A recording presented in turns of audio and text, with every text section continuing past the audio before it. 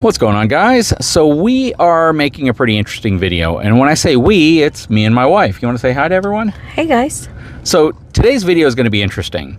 We're sitting inside of our 2023 GMC Sierra Denali 1500 four-wheel drive pickup truck. This is the 2023 with the LZO 3-liter Duramax diesel, the baby diesel. And we've had this truck for pretty much all of 2023 so far. And we've been doing a lot of really interesting videos with it. We've done towing videos, we've done fuel economy videos. And you know, the one thing that I have to say which stands out about this truck is absolutely the fuel economy. And that fuel economy has kind of changed a little bit in probably the last 3 months, ever since it's gotten really, really hot outside.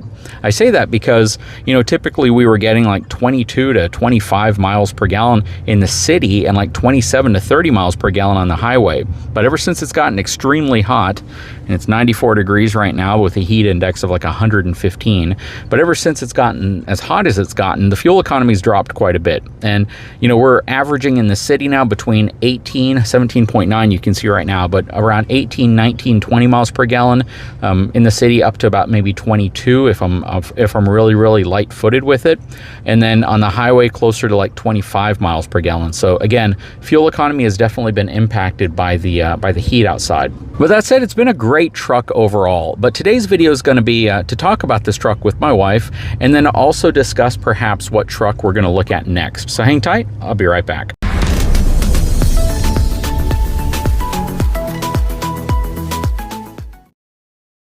Okay, so we're sitting in the parking lot at AutoNation Ford, and one of the reasons for that is they have a whole variety of trucks here. Man, they even have a Ram heavy-duty truck over there. It looks really nice. Looks like a Limited. They have a couple Rams on the other side of this 4Runner that just pulled up. But before we get into that, let's talk about this truck a little bit. So, you know, what do you like about the truck since we've had it, this GMC Denali that we've had? It's the first half-ton we've had, I think, ever since we've been together. And I don't think I've owned a half-ton actually before this. They've always been 3/4 ton or higher trucks. But what do you love about this truck? What do you think they could have done better? Well, I love that it has a smooth ride. It's a beautiful truck. I know we had a little, hard time adjusting to the seats as far as the comfort goes on these, but other than that, I've gotten used to it now. Not me. I have a pad. Well, the pad for me is what makes me get used to it. Yeah, that's true. But I mean, other than that, I love this truck. I love driving it. It's easy. The only thing that I don't like is the turning radius on this compared to my Ford Expedition and to your Ford. The turning radius isn't as good as that, so that's one of the downfalls. The other one is, like, if you have the auto start, you can't just go and press the button to get it started.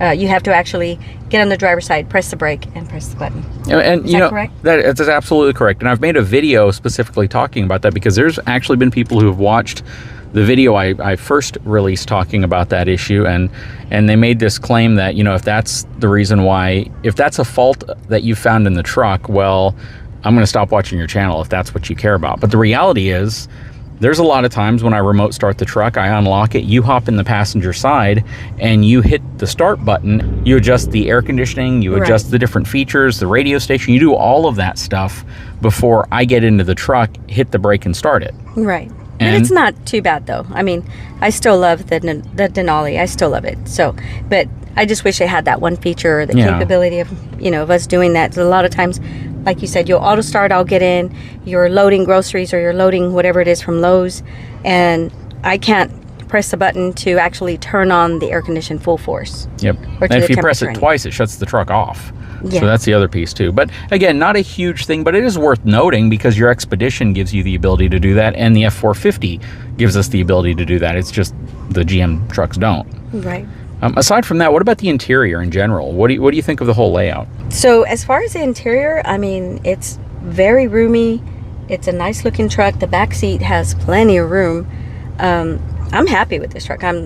I drive this truck actually more than I do my Expedition. Yeah, you really do. My Expedition hardly gets driven now unless, you for some reason are using this and I need to go somewhere last minute. But I'd rather drive the Denali than my Expedition most of the time, to be honest with you. That's true, and it uses less fuel. Even in this heat, it still uses less fuel.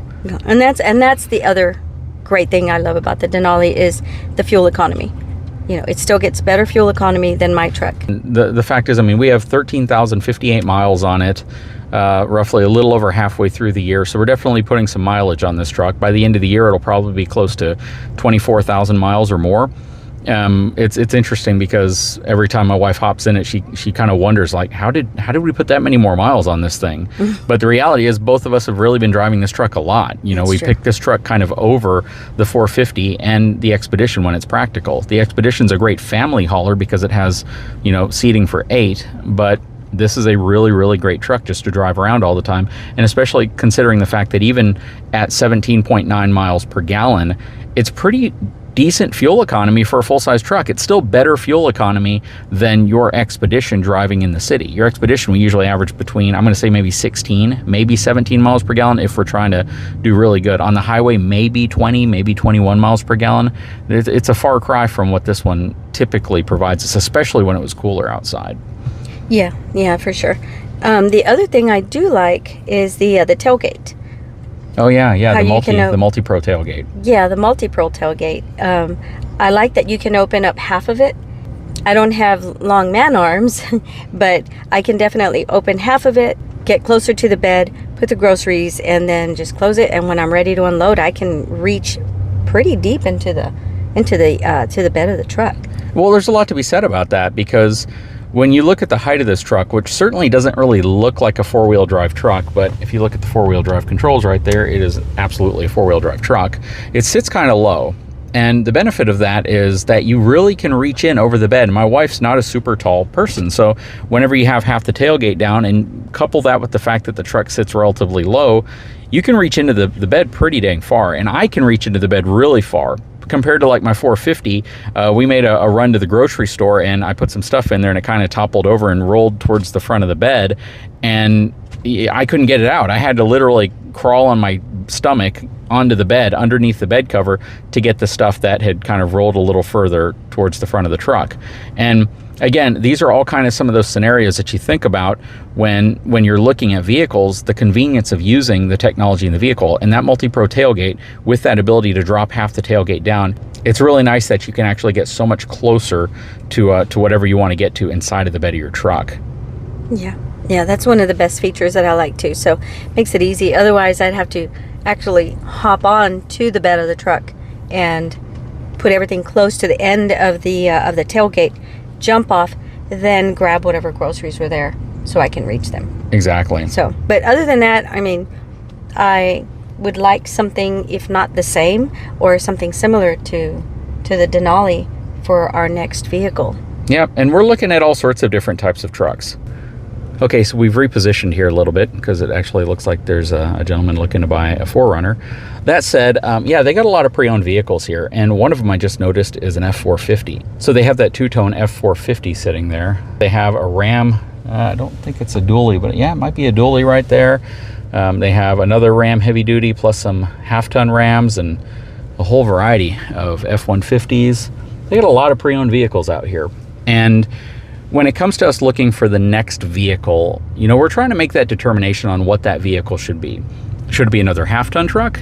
Because half-ton trucks are going to give us more of that comfortable ride that I think we're used to when we ride in the Denali. When we ride in the F450, it's a whole different story, right? Oh, yeah.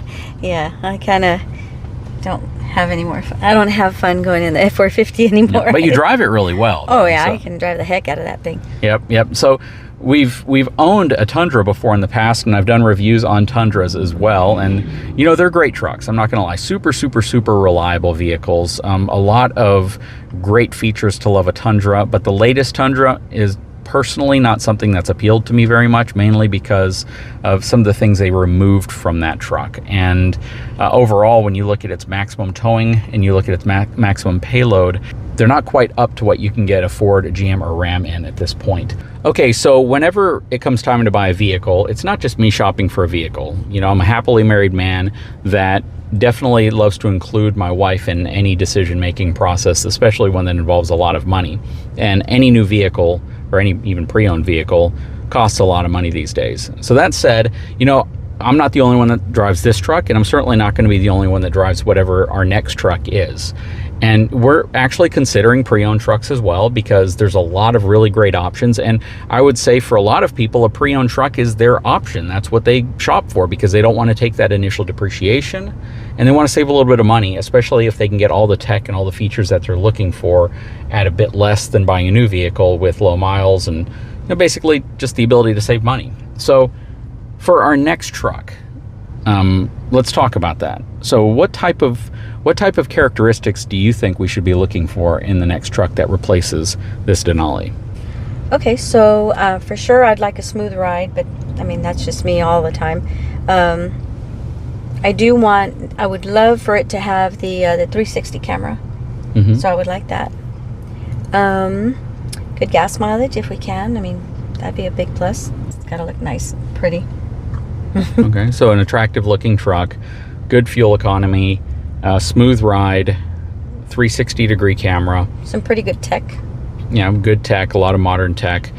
So some trucks are going to check that box and some trucks won't. So when it comes to smooth ride, that's really subjective, right? That's going to be based on really what you consider smooth for certain types of vehicles. So for instance, this Denali has a really smooth ride for really any type of vehicle you compare it against. It's smooth for a car, it's smooth for an SUV, and it's certainly smooth for a full-size pickup truck. So if you got a 3/4 ton truck, or if we got a 3/4 ton truck, the newer 3/4 ton trucks are also smooth for what they are. They're a 3/4 ton truck. Are they going to be as smooth as a 1/2 ton truck? No. It's just it's two different worlds of vehicles. Okay. One's designed mainly for towing and hauling. Right. One's designed more to be kind of that Swiss Army knife of truck. It does everything, and that's what this is. This is a truck that is a family hauler. It's a light duty tower. It has a little bit of payload capacity. When I say a little bit, it's a fair amount of payload capacity. It's got a lot of technology. It's got all of that. It's the Swiss Army knife. Whereas a 3/4 ton truck is first and foremost going to be a trailer hauler, an RV hauler, and a truck that can carry more weight in it. So the springs are going to be firmer, stiffer, and that's a sacrifice. Now, are some 3/4 ton trucks more comfortable than others in terms of smoothness and ride quality? Some are. The newer the truck, you generally get a little bit of a smoother ride because they've refined the suspension and the shocks and things to make it a little bit smoother, but it's never going to be as smooth as a 1/2 ton truck. Okay. So gotcha. Whenever we start looking at the different trucks and test driving them, it's going to be really important to move from a 3/4 ton truck from Ford to Chevy to Ram to GMC, so you feel the difference in how they do their suspension. And then you can determine if they're smooth enough for you to define it as a smooth ride and say this is something we should consider. Smooth enough, right? Okay. Yep. And then also the turning radius, I'd like to have a pretty good turning radius on it, because it makes a big difference when you're trying to get it in and out of tight parking spaces. I mean, or even just doing a U-turn. Yeah, right. That's probably the biggest time where you really experience it, when you have to do a 3-point turn in the middle of traffic when you're doing a U-turn. 1/2 ton trucks in general aren't the greatest in terms of turning radius. The 450 that we have is certainly kind of an oddity in the sense that they've designed it specifically to have an insanely good turning radius. It was built around that function. So what is my Expedition based on? What is my Expedition? Your Expedition is based on a 1/2 ton. Very good, a very good turning radius. Yep, it's based on a 1/2 ton truck. And I would say that Ford 1/2 ton trucks tend to have a little better turning radius than General Motors or Ram.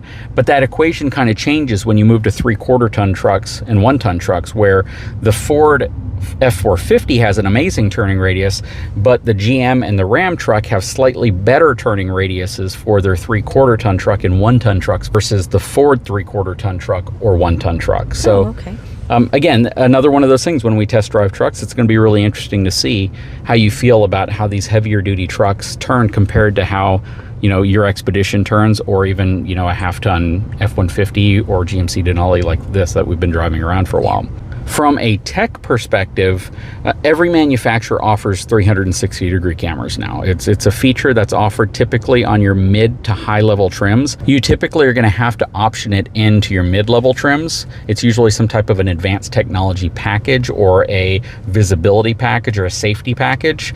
On your higher level trims, it typically comes standard. Like on a Denali, it's going to come standard. On a Lariat F-150, it'll probably be part of a package, but on a Platinum or King Ranch H or Limited, or on a Ram, you know, your higher trim Limited, GMC, like I said, Denali, or even their SLT trucks. Their higher trim trucks, it's typically going to be standard, but on your mid, it'll be an option, and on your lower trim trucks, you just won't have that ability. You'll only have a backup camera. Right. So that if you want 360 degree, it's going to really limit us to a mid to high trim truck, which is really what I think we would normally look at anyways. That's, yeah.